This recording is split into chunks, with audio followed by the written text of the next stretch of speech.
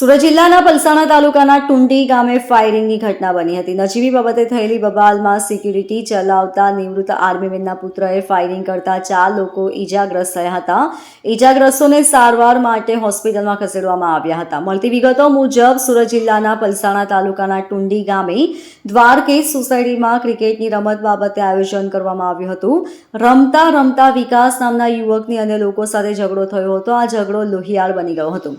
2 જૂથ સામસામે આવી ગયા હતા, જેમાં સિક્યુરિટી એજન્સી ચલાવતા અને એક્સ આર્મીમેનના પુત્ર વિકાસ તોમરે ડર ઊભો કરવા પિતાની બંદૂક લઈ સામે આવ્યો હતો.